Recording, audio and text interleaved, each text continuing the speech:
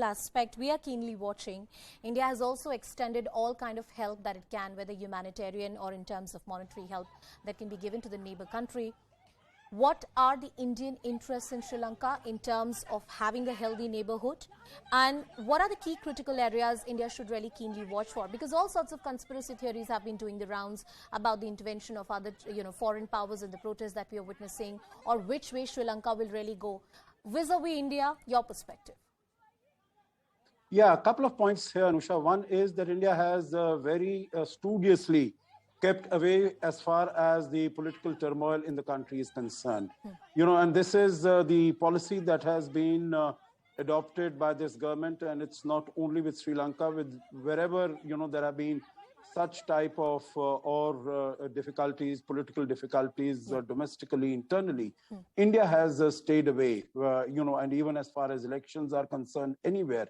India has very, made it a point to stay away. So as far as the politics of the country is concerned, it is that country which has to, the people of that country which have to resolve it, the leadership of that country has to resolve it. And that is a point that has been made over and over again and very clearly by the Indian leadership that we are not going to get involved as far as the politics of that country is concerned. That's right. Now, on the economics, as you said very rightly, we have been helping I think the assistance and the support that has been provided by India, whether in loans, credit lines, credit swaps, food, medicines, fuel, etc. I think that has been exemplary, and we have made it again very clear that it is not related to any particular government in power. It is for the people of that country, exactly like, even in the case of, just to give you an example, although there might be differences. In Afghanistan, we have not recognized the Taliban government, but we are supplying 50,000 tons of wheat and medicines and other essential commodities. So basically, whatever assistance and support is going from India, it is for the people of that country because of the old historical civilizational cultural ties that we have with that country. We do not wish instability in any part of our neighborhood because we would really like to focus on development within our own country, development, good relations with our neighbors. And if there is instability of this nature, if it continues, then it is harmful for that country and for the region. Absolutely. The geo-strategic situation of Sri Lanka is very important. So it is particularly significant, particularly relevant that we should have peace and security and stability. The last point that I'd like to make here, Anusha, is, obviously there has been a huge misunderstanding because both the parties, whether it is Mr. Ranil Wickremesinghe or the protesters, they have been making statements and comments against each other.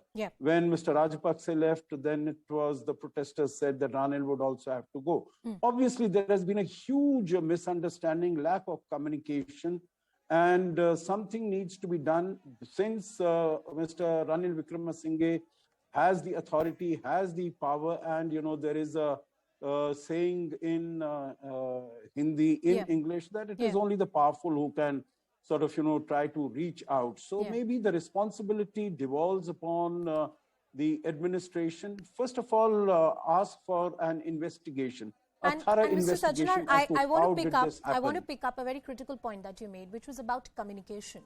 Dr. Saravanamuttu, in a crisis, communication, I believe, is the most critical aspect to quell a crisis, to reach a resolution, and to ensure that there is a certain degree of relative peace and stability that can be ensured in a region. Keeping in mind the kind of steps that Ranil Wickremesinghe has taken in the last 24 hours, it doesn't seem that he has the right communication strategy in place. Would you agree? Well, certainly. I mean, the raid last night on the protesters were entirely the wrong communication strategy. They were willing to give him time, and he should have seized the opportunity of time to re-establish a degree of trust and confidence that he was the right person to be president, even though he was voted in by a parliament which is not expressive of public opinion at the present moment. No, he certainly needs to brush up that communication strategy. And people will at the end of the day only believe in and sacrifice is needed in a government that has their trust and confidence, who they feel that they share the same sort of destiny with and share the same interests in. That is why elections are tremendously important. You spoke about setting a date for elections. That's something that Amjad also talked about, that one of the critical steps in restoring some kind of trust will be to set a date of election. More importantly, to get economy relatively back on track, get some money from the IMF or the international community that can really help.